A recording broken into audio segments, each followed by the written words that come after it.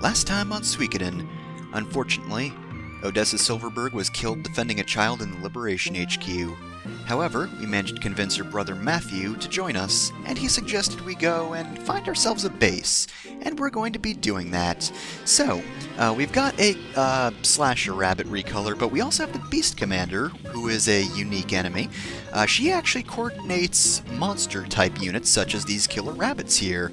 As you can see, she has them all attack at once, and while I think those enemies are normally pretty fast, I'm pretty sure she makes them faster. I could be wrong about that, though.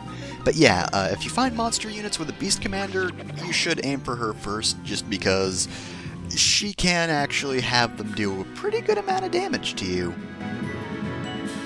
Alright, so, with that out of the way, we're actually going to be heading to Kaku, which is just south of here, so no problem. Easy enough to find this place. We also have a blacksmith over here, which not too useful right now because we're all at weapon level 5, and of course, normal blacksmiths can't actually take your level past 5. If you see a generic blacksmith, chances are they won't do much good to your weapon. Oh, and we've already found Meg. Yeah, this is the girl that was mentioned back in... oh shoot, was she in Lenin Camp or Rockland? I think it was Lenin Camp. So, you might want to save at this inn right here. Stay if you want, doesn't matter too much, especially if you didn't take much damage over your travels, but definitely save. Otherwise, you might regret it later. Alright, what do we have in the old hardware store? And I still love that it's called the hardware store. Oh, so we have the Holy Crystal, which is something we want to buy for certain. Dash possible! Thank you for telling me that. Dash certainly is possible. But seriously, we want to buy and equip that because it gives us the ability to run. And while the walking speed isn't horrible, running is better. Just straight up, put this on someone. Sadly though, we do have the Death Eater rune on our main character, so he can't equip it. Otherwise it would be really useful for him. I mean, we got Deadly Fingers after Odessa died because the Death Eater rune basically just, well, eats death. It takes the souls of those close to whoever has it and turns it into power. So now we basically have a single target instant death spell. Not terribly useful against bosses, of course, but I don't think that many enemies actually resist it. But again, it's single target, so if you run into a large group of enemies, it's not going to help you that much. If you run into one strong enemy, though, it's not bad for that. Oh, we got a couple of unique-looking sprites in here, such as Sergei. I probably mispronounced that, didn't I?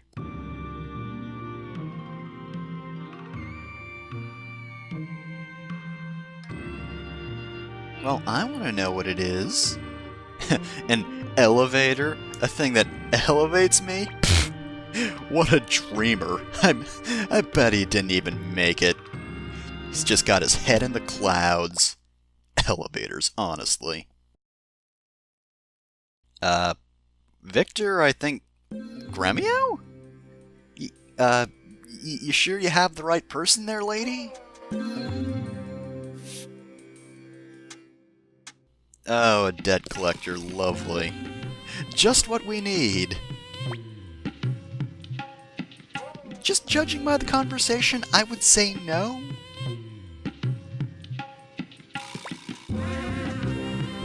Excuse me, Gremio's a sweetheart. He would never owe anybody money.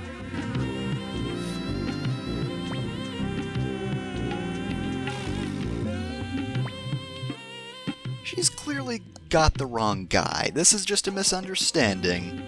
There must be somebody else with an X-shaped scar on their cheek.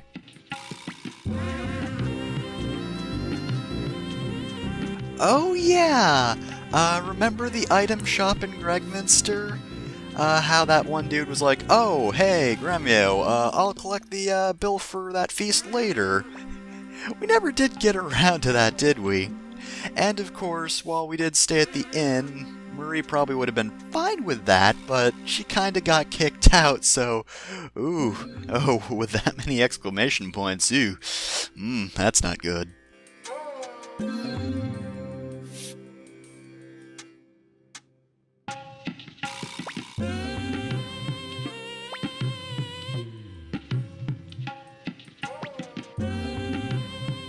I mean, we don't exactly have access to Rockland anymore. Well, I'd argue with that, Victor. I don't know if we have enough, but we've got a fair bit.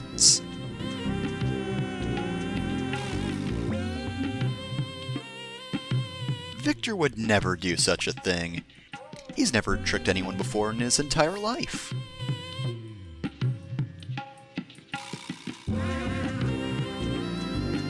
Alright, and somehow we weaseled our way into a new ally in Camille. Oh, he's just in the basement. Well, the new party member is worth it, but we could have avoided the whole debt problem if we had just gone downstairs in the first place. Anyway, here's Camille. She starts with Golem. We'll be upgrading that, of course.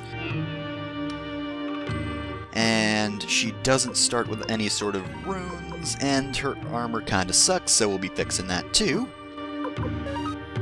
So, just give me a sec, and just one upgrade, and she's at Fenrir. Pretty cool weapon name. I also did get a little bit of experience with her just because I was going back and forth between towns, because this one doesn't have a rune shop, but I did give her the Holy Rune, so we can do this. Now, before we talk to Tejo, why don't we take a little look at the enemies around this town. First off, we have rocks. Now, to my knowledge, they always appear alone. However, they're fairly dangerous despite that fact. Not like wipe out your party in one go dangerous, but nonetheless, they can give you a pretty good scratch. They can also take quite a beating as well, so you're probably not going to one-round this thing unless you use some pretty hefty runes. Like, for example, Deadly Fingertips. Which just destroyed this horrible bird. Next off, the Beast Commander can actually use an attack when it's on its own. That inflicts, I believe that's unbalanced? I'm not entirely sure, just because usually the unbalanced animation just literally uses the word unbalance, but I can't think of any other status animation that looks like that. Lastly, Beast Commander can also appear with an adorable enemy called the Flying Squirrel. Not only are these guys super cute, but they also give you the incredibly strange status effect, Buckets, which is one of the more unique uses of blind-type status effects. All it does is just lower your accuracy and make you look goofy. Believe it or not, though, there is actually one more status effect that's even goofier than that, and if you've been paying attention to certain equipment, you might have noticed certain equips will actually negate that status that I don't believe we're able to see, at least for a little while longer. It's gonna be a while before we see that one, but trust me, it's a good status effect. Anyway, that should do it for the enemies around here. Let's go back to Kaku.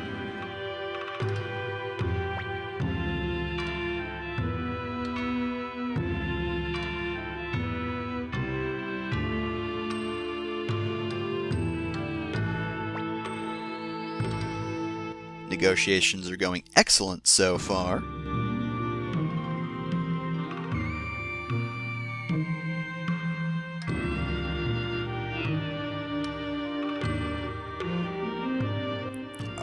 Are you threatening to stab me or something? Okay, technically speaking, it's not all the money you have, but it is a pretty significant chunk of it, so if you didn't money grind, you will probably lose all your money, which is why you want to save. So, this game is Suikoden. I think I pronounced that correctly? I practiced beforehand, so I hope I didn't screw up. Anyway, he's gonna explain the rules. This is very much a luck-based game.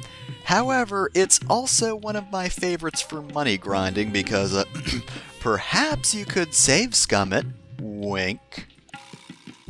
So yeah, it's very specific scoring, and it's just luck of the die. Also, I'd just like to point out, if your dice fall out of the bowl, that's called a piss. Just felt that was important.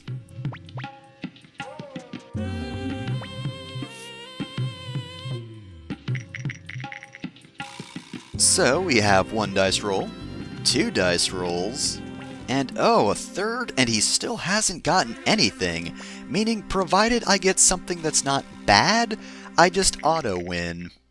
The problem is getting something. That can actually be difficult at times. Thankfully though, I got 5, which is better than 0, which may surprise you. Alright, so, the money's not too terribly important. What is important is...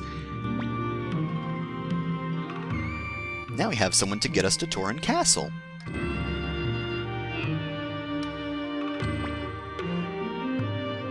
Ah, so you two are brothers. Actually, I believe they're, brothers-in-law. Alright, so that's done. You probably want to save again, because we've got a little bit of a difficult dungeon coming up. More so, though, you probably just don't want to repeat that dice game, Suikoden, which, again, hope I'm pronouncing that correctly. They're ready to sail, and so am I. Let's go on over to Torin Castle. Well, it's a fixer-upper. And then some. But I guess it'll do. I mean, that looks like pretty hard stone, so I'd just like to see the Empire try to get past that. Actually, I would not like to see that at all.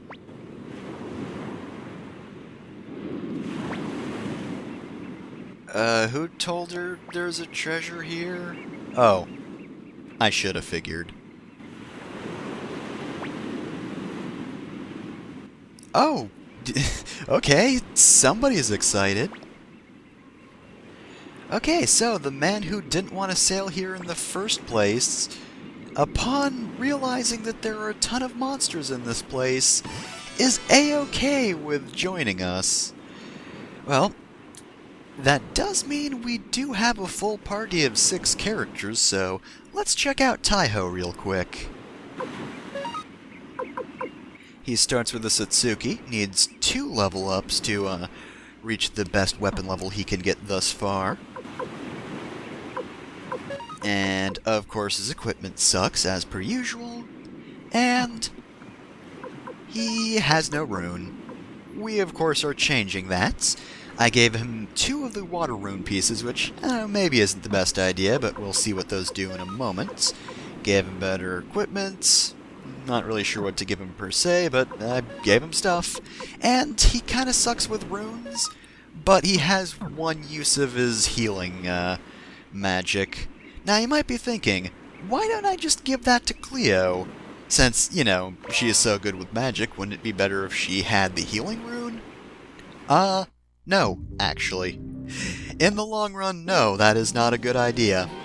Anyway, though, we have giant slugs, which of course are recolors of the rock snails. Kinda the same deal with those guys, if you get lucky enough to find only one, which I don't think they actually appear in small groups in this dungeon. That would be their weakness. They can actually take a bit of damage, but, like, not as much as the rock, I think? But anyway, yeah, other than that, they're really not too different. You can pretty much keep the same strategy with those guys. Though they can do a bit of damage since they do appear in large groups, and apparently these guys have 10 more HP than the rocks. Huh. Weird, because the rock feels a lot tougher for some reason.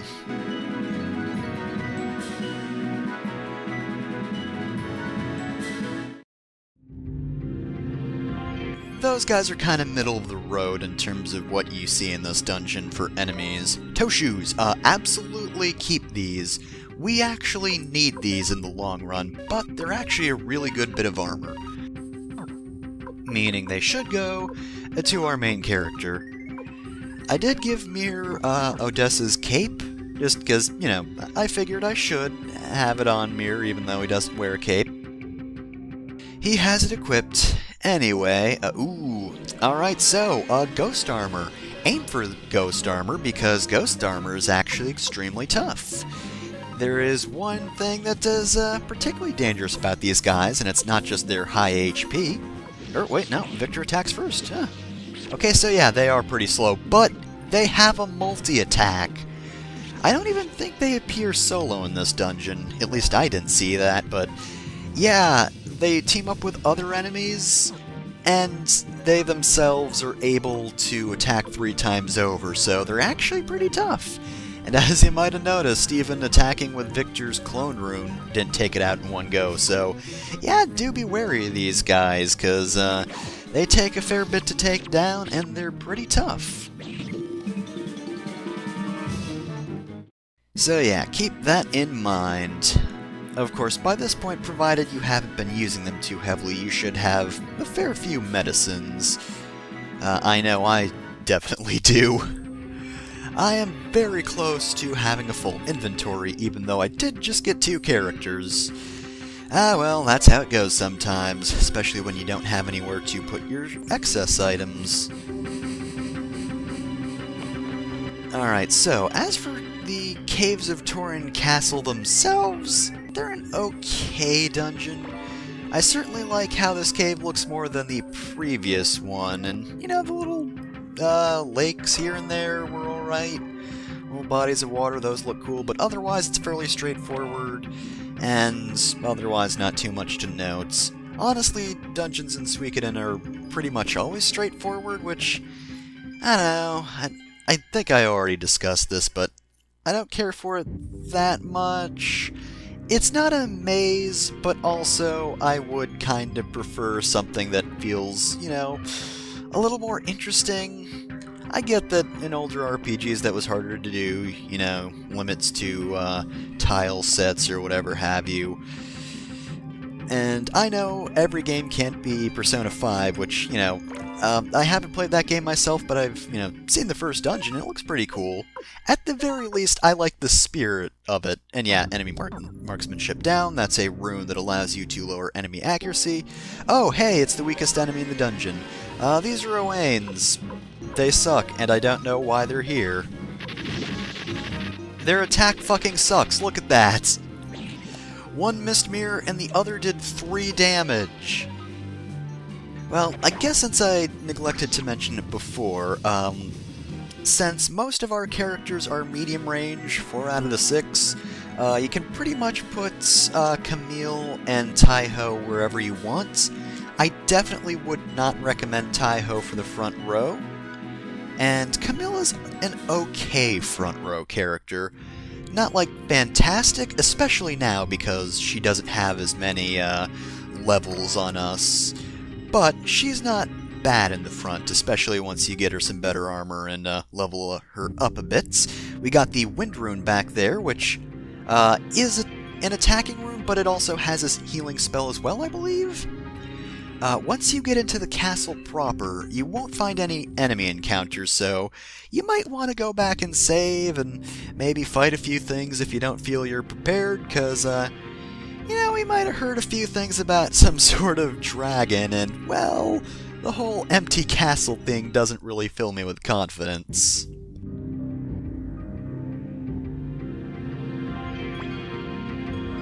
Yeah, the boss dragon. Sure, just use game terms, Victor, whatever. Anyway, Zombie Dragon. This guy's our first tough boss. He only has 2 attacks, one of which is a breath attack that hits the entire party for a pretty good chunk of damage. The other one is a bite attack, which also does a fair bit, but also isn't nearly as dangerous. And the real kicker?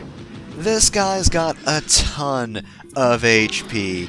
You know how Varkas and Sidonia both had like 100? Between the 2 of them they had 350, and that's basically nothing? Yeah, Zombie Dragon has 3,700. That's terrifying, actually. And considering the amount of damage he can put out, he is a threat. Make no mistake about that. So honestly, I feel like this is kind of a luck-based battle, just due entirely to the fact that you don't really have much you can set up. Like, these are the 6 characters you can have. Your armor is still pretty limited, you don't really have much in terms of runes, you really don't have a lot of variety, and more so, it's kinda luck-based because the zombie dragon will just do whatever. If he wants to use a lot of breath attacks, you will die.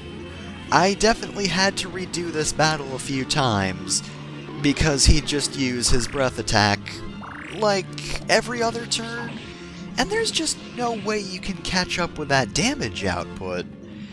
Now, the saving grace, of course, is the fact that Zombie Dragon's bite attack can't be used on back row characters. That being said, you shouldn't neglect healing your back row characters because they're important. You still don't want them to die, Cleo especially. You absolutely want her to have the fire rune on at this point, because no one will get as much use out of it as she does. And trust me, that is pretty much your best damage dealer, and even then it deals like around 300-ish damage. And of course, Zombie Dragon's weak to fire, so that would be why. Now, Victor's Clone Rune does also do a lot of damage, which is good, but also that means he's gonna spend half his turns unbalanced. Now, that's not entirely a disadvantage, due to the fact that if you give Victor medicine, I did neglect to mention this, but unbalanced characters can still use items. They can't attack or defend, or use any runes, or, anything else, but they can use items. That's perfect for this battle, because Taiho is absolutely a healing character. His damage output probably sucks by this point. The one saving grace I do have is the Water Rune, which, as you might have noticed by this point, allows him to heal small amounts of damage every turn. It is not that useful because the zombie dragon does do a lot of damage, but it gives it at least a little bit of an edge. But again, he's not really going to be doing damage in this fight. Camille's okay for damage, everyone else is pretty much the same. Unfortunately, Mir doesn't have any usable runes, because he can't inflict instant death on a boss, but hey, he still does decent damage on his own. Overall, you're going to want to watch out for Mir and Gremio, just because they have a lot less health than Victor, so if you're not careful about the breath attacks, he can still kill one of them with a bite attack, just because it does a lot of damage. But we managed to finish it. Against all odds, we killed a zombie dragon, and we didn't even have Seraphim.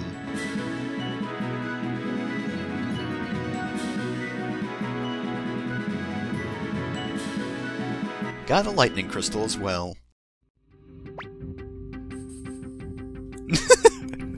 Fuck you, zombies, says Camille.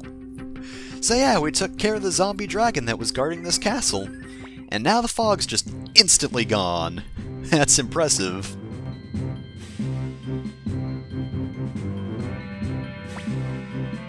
That sounds pretty rad. Camille, deck collector, and brand booster.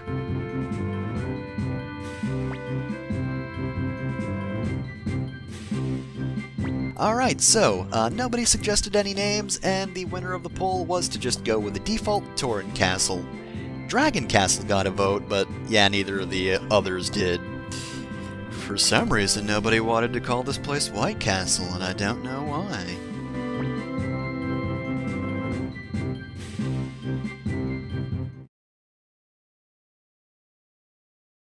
Alright, here we are in this very empty castle. We're definitely gonna have to change this place around. Oh yeah, and I guess we can now continue on operations of the Liberation Army. I guess that's also important, but like, guys, interior design. Well, I mean, she is a debt collector. Oh, hi! How's it going, Leknot? You appeared out of nowhere. How's it going? Yeah, it's been a while since we spoke. How did you get here?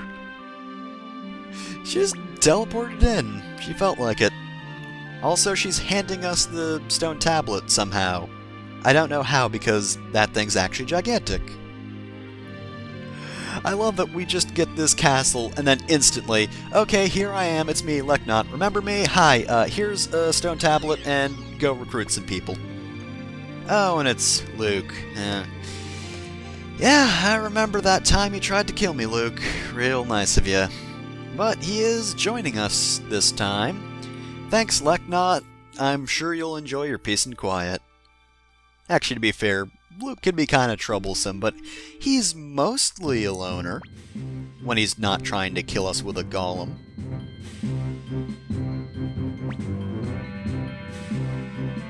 Da-da-da-da-da-da-dung. Yeah, she was. Matthew is going to give us a specific goal, but next time on Suikoden, I think it's time for us to start recruiting, random people from around the world. I mean, we need to make an army somehow, right? I have no better ideas on how to do that.